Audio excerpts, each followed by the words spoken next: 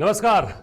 અમારી વિશેષ રજૂઆતમાં આપનું ખૂબ ખૂબ સ્વાગત છે. હું છું સિદ્ધાર્થ. તો જે વાત, સવાલ, વિવાદ અને બબાલ જે સતત આટલા દિવસોથી ચાલી રહ્યો હતો, ખેડૂત આંદોલન પછી જે બજેટ આજે રજૂ થયું છે તેના અંદર ઘણી બધી વાતો નીકળીને સામે આવી છે. શું આજે નિર્મલા સીતારમણના પટારામાંથી બધું વસ્તુઓ નીકળી જેની આશા અપેક્ષા ન કેવળ ગુજરાત પણ સમગ્ર દેશને હતી?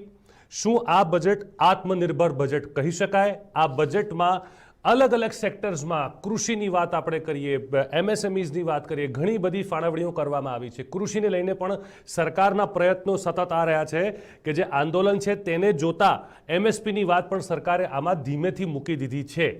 પણ પ્રશ્ન એ જ છે કે શું આ બજેટ આવનારા સમયમાં, કેમ કે કોવિડ પછીનું જે કાળ હતું, પોસ્ટ કોવિડ કાળમાં આપણી જ્યારે આખી ઇકોનોમી -23 જતી રહી, એના પછી ધીમે ધીમે રિકવરી પર આવી. હવે જે સરકાર ઈચ્છી રહી છે કે આવનારા ટાઈમમાં 5 ટ્રિલિયનની વાત વારંવાર થઈ રહી છે, એ કઈ રીતે લક્ષ્યાંક મેળવી શકશે કે કેમ, પણ સામાન્ય માનવીને શું મળ્યું, અને ખાસ કરીને રિયલ એસ્ટેટની પણ વાત આપણે કરીએ. જે રજૂ કર્યું છે બજેટ, તેમાં તેમણે એફોર્ડેબલ હાઉસિંગ સ્કીમમાં વ્યાજની છૂટ 1 વર્ષ સુધી કરવામાં આવશે તેવી જાહેરાત કરી હતી, અને આ ઉપરાંત તેમણે સસ્તા ઘર માટે 1 વર્ષ સુધીની અવધિ વધારાશે તેવી પણ મહત્વની જાહેરાત કરી છે. હવે એફોર્ડેબલ હાઉસિંગ અને ભાડાના મકાનો પર વાતચીત કરતા તેમણે કહ્યું કે એફોર્ડેબલ હાઉસિંગ માટે 1.5 લાખ રૂપિયા સુધીના ટેક્સમાં છૂટ આપવામાં આવશે. આ વાત સામે આવી. વિત્તીય વર્ષની વાત, ગયા વર્ષમાં ઇન્ફ્રાસ્ટ્રક્ચર માટે 103 કરોડ રૂપિયાની જોગવાઈ કરવામાં આવી હતી, જેમાં 5 મોટા શહેરોના વિકાસની વાત તેમાં સામે આવી હતી. પણ આ જ મુદ્દે ખાસ કરીને રિયલ સ્ટેટની દૃષ્ટિએ આપણે જાણવાનો પ્રયત્ન કરીશું કે આખરે બજેટમાં શું હતું કે નહીં. અમારી સાથે બે બહુ ખાસ મહેમાન સ્ટુડિયોમાં હાજર છે, આપથી અમે અવગત કરાવી દઈએ. અમારી સાથે તરલભાઈ શાહ, એમડી છે શિવાલિક ગ્રુપના, તે અમારા સાથે હાજર છે. સાથોસાથ એક ખૂબ ખાસ અમારા સાથે બીજા પણ મહેમાન છે, આસિસ્ટન્ટ પ્રોફેસર અર્થશાસ્ત્રના જયરાજભાઈ શાહ. આપ બંનેનું ખૂબ ખૂબ સ્વાગત છે, તરલભાઈ અને જયરાજભાઈ. તરલભાઈ, શરૂઆત આપનાથી. બજેટ આવ્યું, આપને શું લાગે છે કે આ બજેટ આપની આશા અપેક્ષાઓ ઉપર, રિયલ સ્ટેટની આશા અપેક્ષાઓ ઉપર કેટલું શું કહેવાય છે કે કેટલું સચોટ નીવડ્યું? આ બજેટમાં કશું નેગેટિવ નથી આવ્યું રિયલ એસ્ટેટ માટે, વિચ ઇઝ ગુડ. અને બીજું કશું કોઈ એ લોકો ખાલી રેન્ટલ હાઉસિંગની પોલિસી છે, એમાં અમુક વસ્તુ એ લોકોએ પ્રપોઝ કરી છે જે ફ્યુચરમાં ડિસિઝન્સ લેશે સરકાર. અને એમ પણ સરકારે જીએસટીનો દર અફોર્ડેબલ હાઉસિંગમાં પહેલાં 5% હતો, જે ઘટાડીને અત્યારે 1% કર્યો છે. રાઈટ. એટલે પણ એની પણ એની જે કિંમત છે એ ખાલી 45 લાખ રૂપિયા રાખી છે. અમને એવી અપેક્ષા હતી કે આ બજેટમાં જો વધારીને 55 લાખથી 60 લાખ રૂપિયાની વચ્ચે કરે તો નાના માણસોને મકાન લેવામાં થોડીક સરળતા પડે અને થોડી કિંમત ઓછી થાય. સાચી વાત છે. આમાં જયરાજભાઈ, આપનાથી હું જાણવા ઈચ્છું છું કે હવે જે, કેમ કે આપણા દેશમાં કઈ વસ્તુ હોય ને એના પર રાજકારણ ન થાય તો બને જ નહીં, પણ જે ટીકાકારો છે, જે લોકો આને બહુ ઝીણવટાઈથી જોઈ રહ્યા છે, એ લોકોનું આ કહેવું છે, આલોચકોનું આ કહેવું છે કે બસ આ તો ક્રોની કેપિટલિઝમ છે. તમે ક્રોની કેપિટલિઝમ, રાહુલ ગાંધીનું પણ ટ્વીટ છે અને ઘણા બધા અર્થશાસ્ત્રીઓ છે મોટા ગજાના, તેમનું પણ આ ટ્વીટ છે કે સરકાર અત્યારે ક્રોની કેપિટલિઝમ તરફ જઈ રહી છે, બધું વેચી રહી છે, ડિસઇન્વેસ્ટમેન્ટની વાત થઈ રહી છે, મોટી મોટી કંપનીઓ નવરત્ન તે વેચાઈ રહી છે. શું આ પરિસ્થિતિને કઈ રીતે જોવામાં આવે આ બજેટને અનુલક્ષીને? એકચ્યુઅલી ડિસઇન્વેસ્ટમેન્ટ આપણે કરવું જોઈએ એ વાતને શંકાને સ્થાન નથી, કારણ કે જો તમારી જ સંપત્તિ તમને કામ ન લાગી શકે એવી હોય તો એ સંપત્તિને વેચીને કોઈક બીજી જગ્યાએ જ્યાં તમને આવક વધુ મળતી હોય એવો કોઈક રસ્તો કાઢવો જોઈએ. તો હાલ પૂરતી અત્યારે જે આ સિક ઇન્ડસ્ટ્રીઝ, કાં તો જેટલી પણ એવી પબ્લિક સેક્ટર યુનિટ છે જે અત્યારે એટલું પરફોર્મ નથી કરી શકતી, તો એની અંદર પૈસા રોકીને રાખવાનો it is no sense, it doesn't make any sense in investing your money in their self. તો એના કરતાં તમે શું કરીએ છીએ, ડિસઇન્વેસ્ટમેન્ટ કરીને ક્યાં તો પ્રાઇવેટાઇઝેશન કરીને એમાંથી અમુક રકમ આપણે પાછી ખેંચી લઈએ છીએ, જેથી કરીને દેશ એ જ રકમને સારી જગ્યાએ મોબિલાઇઝ કરી શકે. એને કોઈ પ્રોડક્ટિવ સોર્સમાં, જેમ કે આર્ટિફિશિયલ ઇન્ટેલિજન્સ છે, એની અંદર કંઈક જેમ કે રિસર્ચ એન્ડ ડેવલપમેન્ટમાં આ લોકોએ આ વખતે 50,000નું કંઈક બાયફર્કેશન લાવ્યા છે, 50,000નું કંઈક કરોડ. સો આ બધી જગ્યાએ જો કામ થઈ શકે તો that will be of a great help. Say service sector will flow very fast, અને આપણે જોઈએ છે કે ડેવલપ કન્ટ્રીઝમાં service sector is playing the major role as compare to industry and agriculture sector. So in that case our nation also will have, આપણે દેશને પણ same એવી જ અનુભૂતિ થશે કે ભાઈ સમય જતાં આપણે રિસર્ચ અને ડેવલપમેન્ટથી જો આર્ટિફિશિયલ ઇન્ટેલિજન્સને વધારે એના કોઈ અલગ અલગ અલ્ગોરિધમ બનાવીને કંઈક રસ્તો સારો કાઢી શકતા હોઈએ તો આ જે જગ્યાએ અત્યારે પૈસા રોકેલા છે એને પાછા ખેંચીને ઇકોનોમીમાં ફરી વેગ મળે, નવું સગવડ ઊભી થાય, નવા રોજગારની તકો ઊભી થાય, નવી વસ્તુઓ ડેવલપ થાય, એના માટેનો વધુ પ્રયત્ન કરી શકાય. ઓકે તરલભાઈ, કેમ કે રિયલ સ્ટેટ એક એવું સેક્ટર છે જેના તરફ આખા દેશની નજર હોય છે, સરકાર પણ સતત આ જોતી હોય છે કે ભાઈ રિયલ સ્ટેટ અને સામાન્ય માનવીના જીવન સાથે જોડાયેલી હવે વસ્તુ છે. આપને શું લાગે છે કે આવા ઘણા નવા બિલ્ડર્સ પણ આવી રહ્યા છે, નવી નવી રીતે હવે બિલ્ડિંગની ટેકનોલોજીસ પણ ચેન્જ થઈ રહી છે, પોલિસી અને મેરિટની વાત વારંવાર આવે છે, એને લઈને આપનું શું કહેવું છે કે આમાં શું મેરિટ હોવા જોઈએ, ન હોવા જોઈએ, કેમ કે આપ તો વધુ સારી રીતે આ સેક્ટરને સમજો છો? એટલે અમે જે રિયલ એસ્ટેટના પ્રોજેક્ટ કરીએ છીએ એમાં જે મકાનો હોય, નોર્મલી કોઈ પણ માણસ મકાનની અંદર 30 થી 40 વર્ષ રહેતો હોય છે. એબ્સોલ્યુટલી. એટલે એની અંદર કોઈક મેરિટ હોવું જોઈએ, ગવર્નન્સ હોવું જોઈએ કે એટલીસ્ટ માણસ જો ફ્લેટ લેવા માટે જાય તો એની ક્વોલિટી કેવી છે, એનું બાંધકામ ટાઈમ પર મળશે કે નહીં મળે. હવે રેરા આવી ગયું છે પણ એનું એન્ટ્રી બેરિયર થોડુંક હોવું જોઈએ, કારણ કે કોઈ પણ પ્રોજેક્ટ રેરામાં લોકો રજીસ્ટર કરી અને પ્રોજેક્ટ પૂરો કરી શકે. પણ રિયલ એસ્ટેટ એમ પણ કેપિટલ ઇન્ટેન્સિવ બિઝનેસ છે, રાઈટ? એટલે જગ્યા લીધા પછી કન્સ્ટ્રક્શનના પૈસા પણ જોઈએ. એટલે માણસ ફ્લેટ બુક કરાવે અને પછી એને એની ફ્લેટની ડિલિવરી 3 વર્ષ પછી મળતી હોય. એટલે 3 વર્ષ સુધી એને ડેવલપર પર વિશ્વાસ રાખવો પડે કે આ પ્રોજેક્ટ સારી ગુણવત્તાથી બનશે, ટાઈમ પર બનશે. કોઈક માણસ જો નવો હોય ને એક્સપિરિયન્સ ના હોય તો એને ટાઈમ પર પૂરું ના કરી શકે ને વચ્ચેથી મેમ્બરો હેરાન થવું પડતું હોય છે. આપણે એવા ઘણા ઇન્સિડન્ટ પેલા નોર્થમાં જોયેલા છે અને એની જ દેન છે રેરા. બાકી ગુજરાતમાં કોઈ એવી તકલીફ હતી નહીં. જેમ ગવર્મેન્ટના પ્રોજેક્ટ હોય તો ગવર્મેન્ટમાં શું હોય કે એ લોકોનું ટેન્ડરિંગ હોય, એ લોકોના ક્વોલિફિકેશન ક્રાઇટેરિયા હોય. એવા જ ક્રાઇટેરિયા જો રિયલ એસ્ટેટમાં થોડાક ચાલુ કરે એ લોકો તો એટલીસ્ટ જે ક્વોલિટી છે એ એની એપલ ટુ એપલ કમ્પેરિઝન થાય કે સારા ડેવલપરની કમ્પેરિઝન સારા ડેવલપર જોડે થાય. અને કોઈ માણસ નવો બિઝનેસ કરવો હોય રિયલ એસ્ટેટમાં તો એને એ કરી શકે, પણ કોઈક જે એક્સપિરિયન્સ ડેવલપર હોય એની જોડે એને પહેલાં 1 કે 2 પ્રોજેક્ટ કરવા જોઈએ અને પછી એને એક્સપિરિયન્સ આવી જાય એ પછી પોતાના પ્રોજેક્ટ કરી શકે. આવી સેમ વસ્તુ ગવર્મેન્ટ ટેન્ડરિંગમાં હોય જ છે. જયરાજભાઈ, બજેટ આપે જોયું જ હશે, સતત આપ સવારથી એને નિહાળી રહ્યા છો અને આખી સ્પીચ થઈ. આપણે રેલવેવાળું સેક્શન છોડી દઈએ, but just confining ourselves to the budget portion, આપને શું લાગે છે જો આ બજેટને એક સમઅપ કરવું હોય આપને, એ તમે કઈ રીતે કરશો? કેમ કે ઘણા લોકો પોતપોતાના રીતે એને સમઅપ કરી રહ્યા છે. જેમ કે મેં પહેલા આપને કીધું કે કોઈ ક્રોની કેપિટલિઝમની વાત કરે છે, કોઈ કહે છે કે ભાઈ સેલ લગી है हर चीज़ों की ले लो आकर के, સરકાર કહે છે ના ભૂતો ના ભવિષ્યથી. આ એવું બજેટ લાવવાની વાત હતી પણ હવે આત્મનિર્ભર તરફ જઈ રહ્યું છે. આપ કઈ રીતે કાને કહેશો, શું આપને કઈ રીતે વર્ણવશો? જો સમઅપ કરીએ તો ઓવરઓલ બધી વસ્તીને ધ્યાનમાં લઈને આખા દેશની જેટલી બી જનતા છે જે બહુ જ અપેક્ષા રાખીને બેઠી હતી કે એમને કોઈક મેજર કંઈ ને કંઈ જગ્યાએ નાની મોટી જગ્યાએ કોઈ એડવાન્ટેજ મળે. એન્ડ આફ્ટર કોરોના વાયરસ આપણને ખ્યાલ છે કે many people have lost their jobs, they have lost their savings even at many places. તો અગત્યનું કે આ બચતનો ભાગ જે છે એમનો જે કંઈ ને કંઈ રીતે વપરાઈ ગયો છે તો એ કદાચ એ પુનઃ સ્થાપિત કરવા માટેનું જો કોઈ પ્રયોજન આ વખતે કરવામાં આવ્યું હોત તો સામાન્યથી સામાન્ય વ્યક્તિથી માંડીને તે બિઝનેસમેન સુધીના બધા લોકોને આ બજેટ સારું લાગ્યું હોત. પણ એ જે નીચલો વર્ગ છે જેના માટે ખરેખર કામ થવું જોઈતું હતું આ બજેટ દ્વારા, એ નીચલા વર્ગને વિશેષ થોડા નારાજ આપ દેખાઈ રહ્યો છો અત્યારે. ખબર આ એક પોઝિટિવ વાઇબ નથી આપનાથી મળી રહી એવું? ના, એ એકચ્યુઅલી એવું કહી શકાય, કારણ કે because bottom is the real hard core worker. એ છે જે ખરેખર દેશની ઉન્નતિમાં બહુ સિંહ ફાળો ભજવે છે. હવે એ લોકો માટે જો સરકાર કોઈ એવું વિશેષ કાર્ય ન કરી શકે, આમ કે બેઝિક જ જે 80C નું જે ક્લોઝ છે બાય પર્સનલ ઇન્કમ ટેક્સ સ્લેબ્સમાં બી કોઈ ચેન્જ નથી કર્યા. So that is everything is same as it is. અને એના કારણે દે વિલ બી ફિલિંગ કે અમારે જે પણ કાંઈ મહેનત કરીને બધા પૈસા આપી જ દેવાના છે. સામાન્ય આપણા મિત્રએ કીધું એ પ્રમાણે કે રિયલ એસ્ટેટની અંદર લોકો મકાન ખરીદે છે. ચલો સરકારી આવાસ યોજનામાંથી જે પણ કાંઈ લેતા હશે, પણ એ સરકારી આવાસ યોજના સિવાય જે પ્રાઇવેટ લોકો અલગ અલગ જગ્યાએથી મકાનો ખરીદે છે એ લોકોને તો આવકનો મોટો ભાગ એ હોમ લોનના ભાગ રૂપે જ જતો રહે છે. અને એના કારણે એ જ્યારે કદાચ એ મકાનની માલિકી ભોગવશે ત્યાં સુધી તેની 3 ગણી રકમ તો એમણે ચૂકવી દીધી હશે. એટલે એના હોમ લોનના ઇન્ટરેસ્ટ રેટમાં પણ કોઈ પરિવર્તન નથી. કોઈ જગ્યાએ એ ડિડક્શન જે 1.5 લાખનું હતું એટીસીમાં એનું પણ કોઈ પરિવર્તન નથી. સો આ બધું જે સરવાળે જોવા જઈએ તો real main who is 9 to 9 સે busy working for the betterment of his family, પરિવાર માટે સારું કરવા માટે ઈચ્છે છે, એની જ જગ્યાએ રહેશે. He is not going to improve at any point of time for at least this year. પણ આમાં એટલે ના ભૂતોના ભવિષ્યથી જેવું કંઈ નથી ના, દેખાતું. કાંઈ નથી દેખાતું આમાં. તો એટલે એ આપણે આને કહી શકીએ કે સરકાર એક સેફલી પ્લે કરી ગઈ સેફ પ્લે છે. કરી છે 100%. એ આપ કહી શકીએ કે વેલ લેફ્ટ, જે ક્રિકેટમાં આપણે કહીએ છીએ ને કે બહુ સારો બોલ આપણે છોડી દીધો, વેલ લેફ્ટ થઈ ગયા.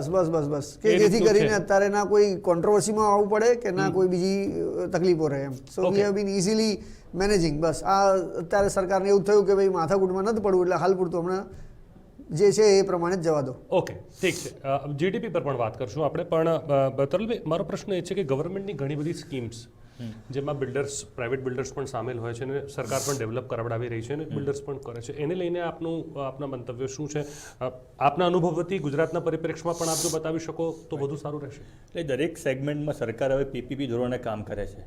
તો રિયલ એસ્ટેટ એમાં હજી બાકાત રહ્યું છે. સરકારના ઘણા બધા ઇનિશિયેટિવ્સ છે, જેમ કે ગિફ્ટ સિટી છે કે રિવરફ્રન્ટમાં હવે લોકો નવા ઇન્વેસ્ટમેન્ટ માગી રહ્યા છે કે ડેવલપર આવશે અને ત્યાં કામ કરશે. પણ એની સામે એ લોકોએ જગ્યાના બેનિફિટ્સ આપવા જોઈએ, જગ્યાની કિંમત થોડીક રિઝનેબલ રાખવી જોઈએ અને ડેવલપરને બી કામ કરવામાં સરળતા રહે એવી રીતે પોલિસી બનાવવી જોઈએ. અને સરકાર જે પોતાની જગ્યાએ ઘણી જગ્યાઓ સરકાર જોડે ફાજલ પડી રહેતી હોય છે, જો એ થોડીક ઓછા ભાવે કે ખાલી ડેવલપરને ડેવલપ કરવા માટે આપે તો એમાંથી સરકારને ઘણી આવક થઈ શકે એવી શક્યતા છે. અને એટલે જ કદાચ એ મેરિટવાળી વાત પણ આવી રહી હતી. મને લાગે છે મેરિટ એટલે પણ જરૂરી છે. મેરિટ ઇઝ વેરી ઇમ્પોર્ટન્ટ, કારણ કે તમે જ્યારે સરકાર હાઉસિંગના મકાનો બનાવે છે તો એ લોકોના ક્વોલિફિકેશન ક્રાઇટેરિયા છે કે જેને આગળ 5 પ્રોજેક્ટ કર્યા હશે એ લોકો જ કરી શકશે. પણ જો રિયલ એસ્ટેટ ડેવલપમેન્ટમાં બી એવું થાય તો દરેક લોકોને ક્વોલિટીના મકાનો મળે અને નેક્સ્ટ 30 વર્ષ સુધી એ લોકોએ કશું જોવું ના પડે. એ વાત આપની સાચી છે. જયરાજભાઈ, જીડીપીના આંકડા હવે એટલે ઠીક છે, આપણે તો તમે તો પોતે અર્થશાસ્ત્રી છો, પણ એક સામાન્ય માણસની એટલે મને એવું લાગે છે કે આ વસ્તુઓ બહુ સમજાતી નથી. એટલે ફિસ્કલ ડેફિસિટ, જીડીપી, એટલે આ ભારે ભારે શબ્દો એના માથે તમે નાખો તો એ કદાચ ગૂંચવાઈ પણ જતો હશે. એટલે મને સરળ શબ્દોમાં આપ કહો કે ભાઈ જીડીપીની જે વાત છે એને આપણે સમજાવીએ. શું અત્યારે પરિસ્થિતિ છે આ બજેટ પછી? કેમ કે દરેક વસ્તુ લોકોને ખબર હોતી નથી ને કલાક ડિબેટો જીડીપી પર ચાલે છે, પણ એ છે શું કોઈને ખબર નથી. એવું ને ઘણા લોકો છે, સાચી વાત. મને બુક જ્ઞાન મને પણ નથી, પણ એક ખબર પડે છે કે ભાઈ it is an indicator, we know gross domestic product. સામાન્ય માનવી આને કઈ રીતે સમજે ને સામાન્ય માનવીના જીવન પર આ ભારે આંકડાઓની જે માયાજાળ છે એની અસર શું દેખાય છે? ઓકે સર, કન્સેપ્ચ્યુઅલી તમને પહેલાં હું એ કહું જીડીપી શેને કહીએ છીએ આપણે. બુકિશ નોલેજ કે જે પણ આપણે એ કહીએ છીએ કે ટેક્સ્ચ્યુઅલ પાર્ટ જે આપણે બધાને અમે સમજાવીએ છીએ એ બેઝિકલી એવું સમજાવે છે કે આખા દેશમાં વર્ષ દરમિયાન કેટલી વસ્તુઓ અને સેવાઓની પેદાશ થાય છે એને 2 રીતે કેલ્ક્યુલેટ કરી શકાય છે. એક કરંટ પ્રાઇસ ઉપર અને એક કોન્સ્ટન્ટ પ્રાઇસ ઉપર. એટલે કરંટ પ્રાઇસ હોય એટલે હાલમાં પ્રવર્તી રહેલું જે પણ કાંઈ પ્રાઇસ ઇન્ડેક્સ કિંમત પ્રાઇસ ઇન્ડેક્સ હોય છે અત્યારે ગુજરાતીની, એટલે પ્રાઇસ ઇન્ડેક્સના આધારે એ લોકો કરંટ જેટલી પણ પેદાશ, ધારો કે ટાંકણી બનાવી હોય કે સ્ટેપલર બનાવ્યું હોય કે વિમાન બનાવ્યા હોય કે XYZ કંઈ પણ, એની અત્યારની બજાર કિંમતને આધીન થઈને એની વેલ્યુ કેલ્ક્યુલેટ કરે. અને સેમ એવી જ રીતે કોન્સ્ટન્ટ પ્રાઇસ પર કરે તો કોન્સ્ટન્ટ પ્રાઇસ એટલે કોઈ એક વર્ષને બેઝ યર લે. તો સૂચાંક બતાવવા માટે એને જે બેઝ યર લીધો છે એ બેઝ યરને આધીન થઈને બેઝ યરથી તે અત્યાર સુધી આવનાર કિંમતોના પરિવર્તનને અંદર ઉમેરીને બેઝ યર લે. એટલે તે વખતે સૂચાંક એમને જાણી બુજીને 100 ધારવો પડે. ત્યાર ફરીથી પછી એ વિકસે જેમ જેમ તો એ 100 નું 102, 103 જેમ આપણે પ્રાઇસ ઇન્ડેક્સ કહીએ છીએ ને કે વધીને અત્યારે 150 થઈ ગયો છે, એટલે 50 ગણો કિંમતોનો વધારો આવ્યો છે એવું દેખાય. તો એ જે કરંટ પ્રાઇસ કોન્સ્ટન્ટ પ્રાઇસીસને અંદર ચેન્જીસ આવે એના આધારે કેલ્ક્યુલેટ થઈ શકતું હોય એ કોન્સ્ટન્ટ પ્રાઇસ થકી સર્જાતું જીડીપી છે. પણ મૂળ મુદ્દે વસ્તુઓ અને સેવાઓ 1 વર્ષ દરમિયાન આપણા દેશવાસીઓ દ્વારા કેટલી ઉત્પાદન પામે છે અને એની સામે એ લોકોને કરંટ પ્રાઇસનો ઓપ્શન છે અને કોન્સ્ટન્ટ પ્રાઇસનો ઓપ્શન છે, એના આધારે કેલ્ક્યુલેટ કરે છે. આ બેઝિક બધાને જાણ માટે. હવે અગત્યનો પ્રશ્ન છે કે જીડીપી થકી એમને શું જાણવા મળે, ક્યાં તો એમને એ શું સમજી શકે, સામાન્ય માનવીને શું ફેર પડે હા, આનાથી? શું ફેર? મને ખાલી એટલું આપ ઓકે, સમજાવો. તો જીડીપી જો વધે તો સામાન્ય માનવીમાં બી એ જીડીપીના વધારાથી દેશના પ્રગતિનો ફાયદો એ અંતિમ વર્ગ સુધી પહોંચે, નીચલા વર્ગ સુધી પહોંચે, તો જીડીપીના વિકાસથી કે જીડીપીના વધવાથી એમને કોઈ ફાયદો મળે. બાકી જો ઉપર બેઠેલા નિષ્ણાંતો કે એક્સપર્ટ કે જે બિઝનેસમેન છે કે બ્યુરોક્રેટ્સ છે, જેટલા બી જો એ જ લોકો આવકનો મોટો ભાગ લઈને બેસી રહે અને નીચલા વર્ગ સુધી એનો લાભ ન પહોંચે તો જીડીપી ગમે એટલી વધે એ આ લોકોને નીચલા વર્ગને કે કોમન મેનને કોઈ રીતે અસર કરી શકશે નહીં. કોઈ રીતે અસર કરી શકશે નહીં. એમને કોઈ લેવા દેવા નહીં. જીડીપીનું લશ્કર ક્યાં લડતું હોય લડ્યા કરે કે એમ. એટલે આ વાત તમે કીધી. હું લાસ્ટ યરની પણ હું વાત કરું. તરલભાઈ, લાસ્ટ યર પણ ઘણી બધી વાતો, બજેટમાં એક સૌથી મોટી પ્રોબ્લેમ એવો છે, એક તો બહુ ટેકનિકલ હોય છે અને બીજી વસ્તુ જાહેરાતોના જે આંકડાઓ એટલા ભારે હોય કે આપણને એવું લાગે કે બાપરે આનું થઈ શું રહ્યું છે. પણ ધ પોઈન્ટ ઇઝ કે કોઈ પણ પોલિસી સારી હોય, જે હોય કે ન હોય, એનું ઇમ્પ્લિમેન્ટેશન કેટલું થઈ રહ્યું છે. જાહેરાતો તો બધી થઈ રહી છે. ધ પોઈન્ટ ઇઝ કે નીચે સુધી એક કોમન મેન સુધી કે એક નાના વર્ગ સુધી કે એક બિઝનેસમેન સુધી એ પહોંચી રહી છે કે કેમ? રિયલ એસ્ટેટમાં આપને શું લાગે છે? રિયલ એસ્ટેટમાં એવું છે કે બેઝિક અમારું રો મટીરિયલ છે, જે લેન્ડ છે અને સ્ટીલ અને સિમેન્ટ છે, તો એમાં અત્યારે સરકારનું કોઈ કંટ્રોલ નથી. કોવિડ પછી એવું હતું અમને કે થોડાક રો મટીરિયલના ભાવ ઓછા થશે. ઇનફેક્ટ સ્ટીલ 30% વધી ગયું છે.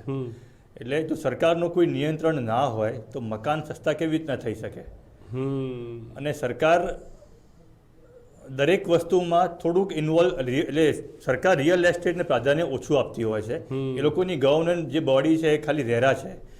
એ લોકોની ખાલી પ્રી અપ્રુવલ લેવાની હોય છે. પોસ્ટ અપ્રુવલ કશું હોતી નથી. કોઈ ચેકિંગ ગવર્મેન્ટનું આવતું નથી હોતું. એટલે કયો ડેવલપર કઈ ક્વોલિટીથી કામ કરે છે, ક્યારે કામ પૂરું કરે છે, એનું કશું જ લેમેનને ખબર નથી પડતી હોતી. સાચી વાત છે. અને જ્યારે આનાથી જ, કેમ કે રિયલ એસ્ટેટની જે વાત તરલભાઈ કીધી એ વાત બહુ સાચી છે. આપ આને કઈ રીતે જુઓ છો? ઘણી બધી સરકારી આવાસીય યોજનાઓ, એમની ઘણી બધી વસ્તુઓ સામે આવે છે. અચ્છા, એના અંદર બધું આવંટન પણ કઈ રીતે શું થઈ રહ્યું છે આપણે બધા જાણીએ છીએ. મને લાગે છે કે જે ડિસઇન્વેસ્ટમેન્ટની વાત સરકાર ઘણી જગ્યાએ કરી રહી છે, પણ આમાં પણ એક પીપીપી મોડલ સાથે ફ્યુચરમાં વધુ સારી રીતે આપણે લાગે છે એક રોડમેપ કદાચ સરકાર પાસે હોવો જોઈએ કે એટલીસ્ટ હવે આ પરિસ્થિતિ કેવી છે કે જેમ કે તમે પ્રધાનમંત્રી આવાસ યોજનામાં કોઈ પણ એક મિડલ ક્લાસ માણસ જે છે, થોડું અપર મિડલ ક્લાસ છે, જવામાં ખચકાય છે કેમ કે એની પરિસ્થિતિ એવી જ છે કે નેનો કાર હું નહીં ચલાવું કેમ કે નેનો છે. સાચી વાત છે. એટલે એને એક સાયકોલોજીકલ ઇફેક્ટ છે ને કે યાર નેનો કરતા તો આપણે કોઈ મતલબ નહીં, Nano is not a car. હવે એફોર્ડેબલ હાઉસિંગમાં પણ આ પ્રોબ્લેમ છે કે એની ક્વોલિટી, એની બધી, અને પછી ત્યાં કઈ રીતનો લોકો, અને પછી આજકાલ તો એ બધું નહીં, પરચીવાળી સિસ્ટમો બધી ચાલી છે, ડ્રો નીકળે છે, લકી ડ્રો થાય છે. શું એક એવું મોડલ જે મોદી સરકારના ધ્યેયમાં છે, નરેન્દ્રભાઈના ધ્યેયમાં આ વાત તો હતી જ કે બધાને ઘર મળે ને પાકું ઘર મળે, સરકારે પોતાના દમ પર નથી કરી શકતી? આ વાત તો આપણે જાણીએ જ છીએ કેમ કે ફિસ્કલ ડેફિસિટ એટલું છે અને આપણા તો બધા બજેટ જ ડેફિસિટમાં હોય છે. એ કઈ રીતે કરી શકશે? શું એના પર ધ્યાન આપવાની જરૂર છે કે એવી કોઈ સ્કીમ લાવવામાં આવે જેથી કરીને દરેક વ્યક્તિ પાસે પોતાનું એક મકાન હોય? ઓકે, સી એકચ્યુઅલી બધાને પોતાનું મકાન મળે એની તો સરકારને પણ ઈચ્છા છે અને એટલા માટે સરકાર અત્યારે એવું કરી રહી છે કે ઘરનું ઘર એવું આપણે લાસ્ટ બજેટમાં એ લોકોએ ડિક્લેરેશન કર્યું કે ઘરનું ઘર મળે બધાને. એના માટે અમે સંકલ્પ કરીએ છીએ કે જે પણ કંઈ પ્રાવધાન કરવાનું તો એમાં અમુક રકમની જોગવાઈ હતી, પણ પ્રમાણ મર્યાદિત સમયમાં આપણે વિધિન દેટ શોર્ટ ટાઈમ, બીજું કોવિડ-19 જૂનથી જ શરૂ થયું, ફેબ્રુઆરીમાં આપણું બજેટ આવ્યું અને ફરીનું આખું વર્ષ એ એવું રહ્યું કે જેની અંદર રિયલ એસ્ટેટમાં કોઈ પણ પ્રકારના પોઝિટિવ વાઇબ્સ કે પોઝિટિવ ચેન્જીસ લાવી શકાય એવું જ હતું નહીં. કારણ કે મેઇન એમના લેબરર્સ જે રૂટમાં કામ કરવાના છે, દે ધેમસેલ્વ્સ વેર મિસિંગ. એ લોકો જ હતા નહીં ને બધાએ પોતપોતાના શહેર કે પોતાના ગામ જ્યાં જવાનું હતું ત્યાં બધા પાછા વળવા માંડ્યા હતા.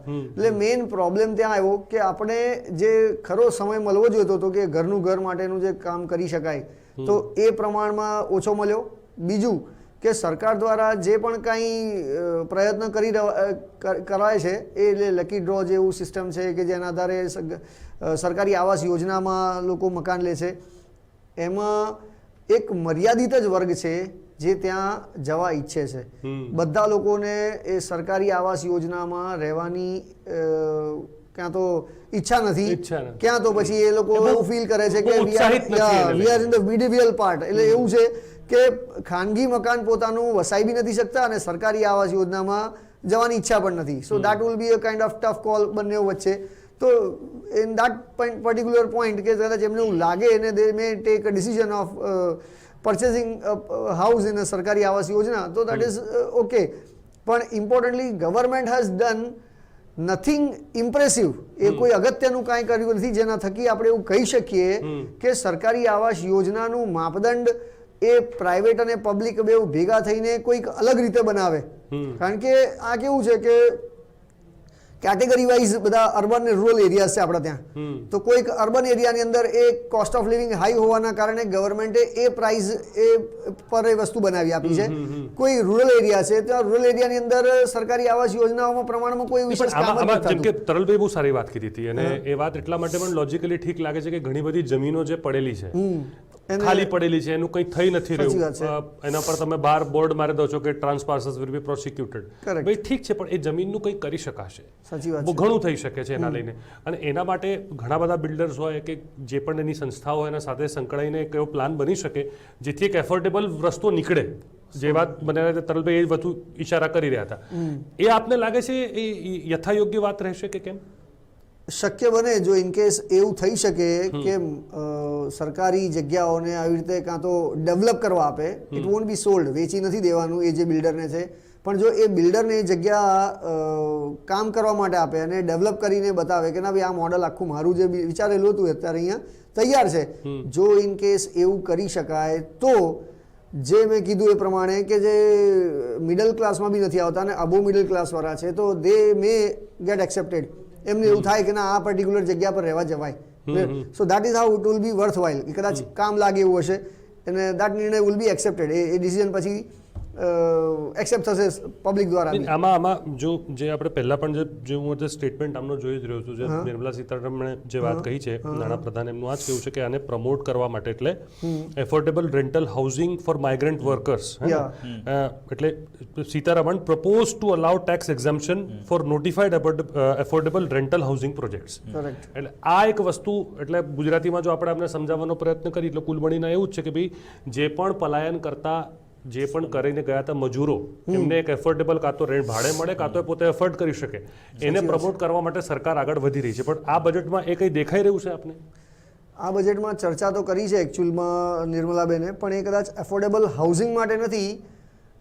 એવી મોટી જગ્યાઓ એટલે એફોર્ડેબલ હાઉસિંગ કરતાં બી જે રેન્ટેડ કીધું ને આપણને સેકન્ડ પાર્ટમાં કે રેન્ટવાળું જે કામ કરે, તો એની અંદર સરકારી મોટી જમીનો જેની ઉપર કશુંક નવું કાર્ય કરી શકાય કે નવી ઓર્ગેનાઇઝેશન ચાલુ કરી શકાય એ રેન્ટ ઉપર આપવાની વાત કરી છે with a lease agreement of સે 5 or 10 years સમવેર. એટલે એ વિષય પર વાત છે કે જમીનો જે સરકારની છે એ સરકારની જમીનોને રેન્ટ પર અપાય. બાકી affordable housing that is another topic and rented part is another part. Okay. So there are two differences between the same બે ભાગમાં વહેંચી દીધું આખું એક જ કન્સેપ્ટ. ઓકે તરલભાઈ, જે પ્રી કોવિડ અને જે કોવિડ દરમિયાન જે પરિસ્થિતિ ગુજરાતમાં પણ હતી, હિજરત જોઈ, મજૂરોની પરેશાની હતી અને કન્સ્ટ્રક્શન રિયલ સ્ટેટ સેક્ટરમાં પણ, કેમ કે મજૂરો બધું કામ કરતા હોય છે, બહારથી આવ્યા હોય, કંઈથી આવ્યા હોય, એ પણ એક મોટો ઝાટકો તો હતો જ.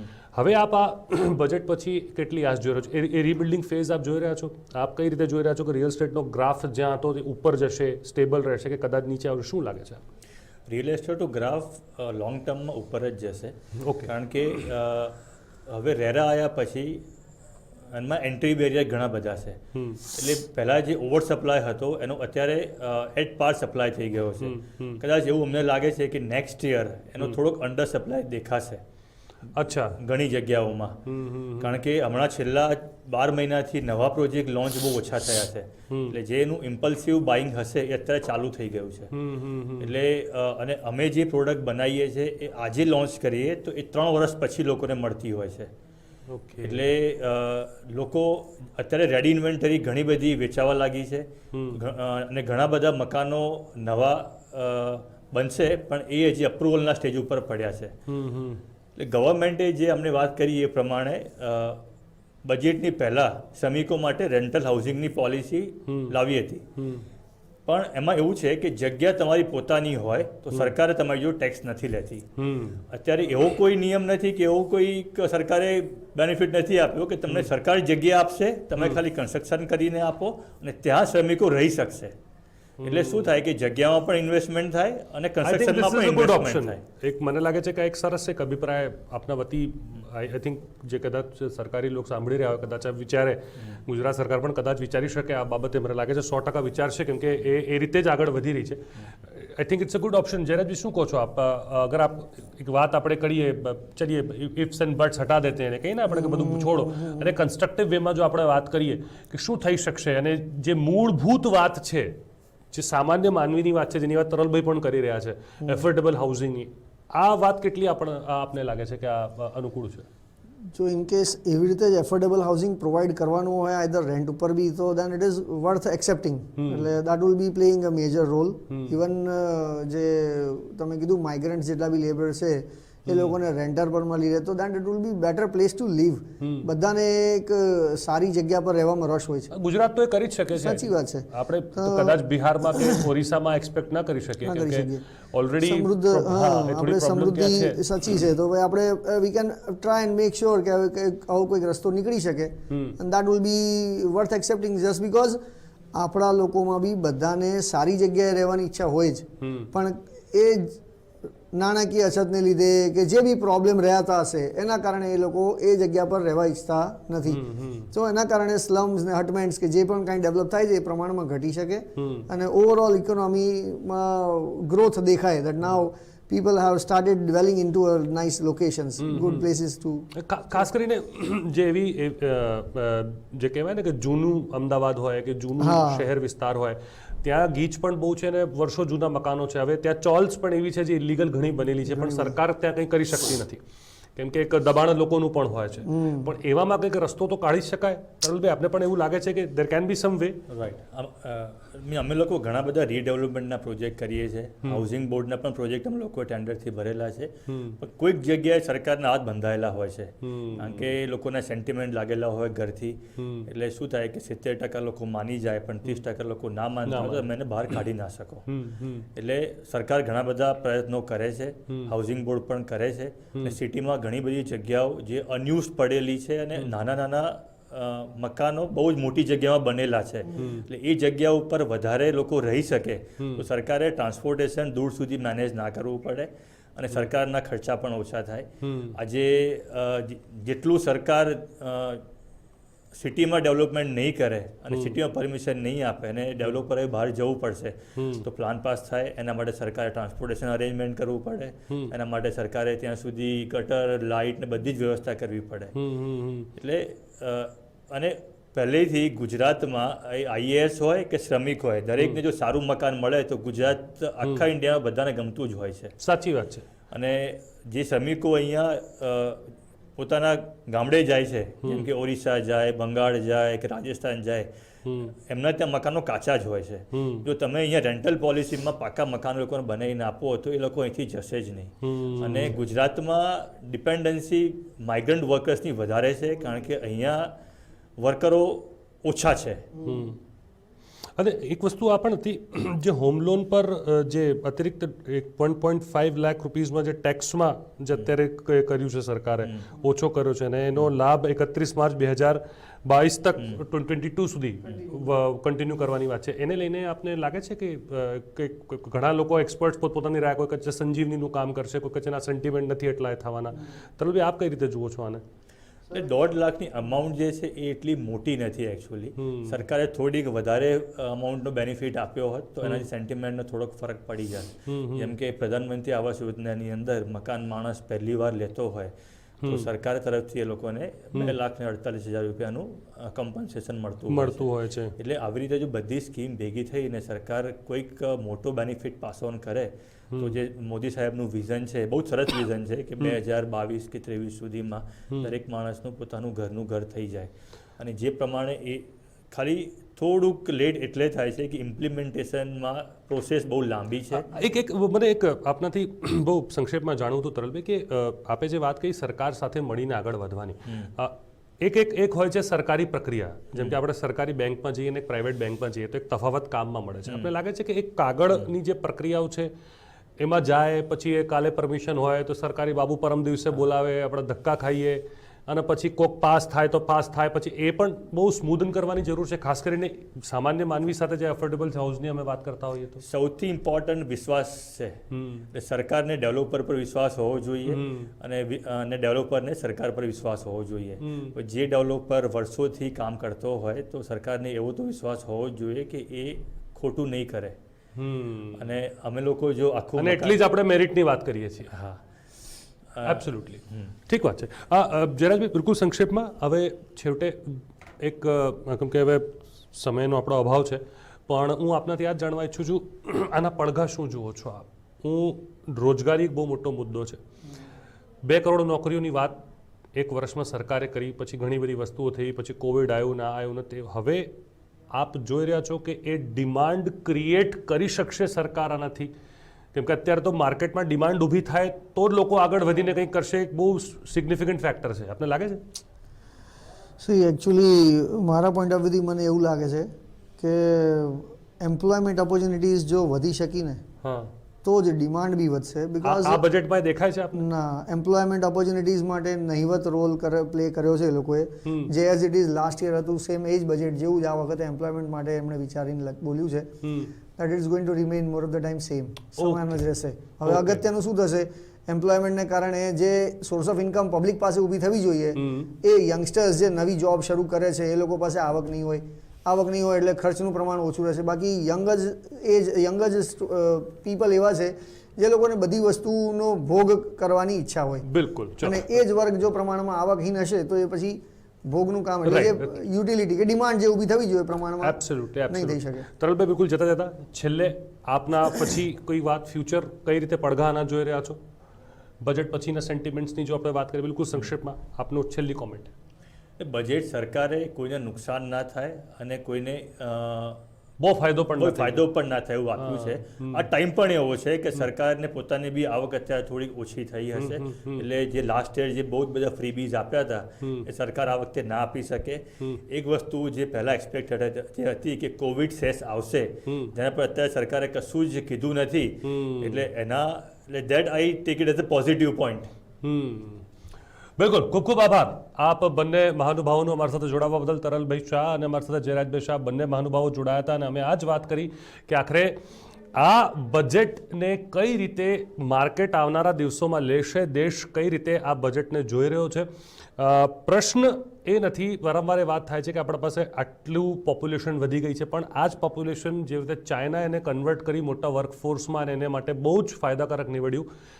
એ 4 કે 5 પોઈન્ટ્સ જેમાં ડિસઇન્વેસ્ટમેન્ટની વાત હતી, સરકાર માટે એક મોટો પડકાર અત્યારે પણ એ જ બનેલો છે કે રોજગારીનું સર્જન કઈ રીતે થાય, લોકોને ઘર કઈ રીતે મળે, લોકોમાં ડિમાન્ડ કઈ રીતે ક્રિએટ થાય, એ પણ એક બહુ મોટી વસ્તુ છે. NPS જેના પર વાત અમે આવનારા સમયમાં કરીશું કે એ પણ એક બહુ મોટી સરકાર માટે હેરાનગતિ, માથાના દુખાવા સમાન છે.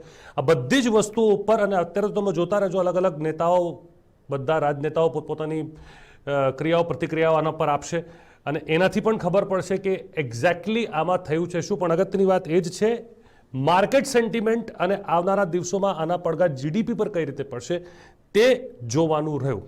વિશેષ રજૂઆતમાં હાલ આટલું જ.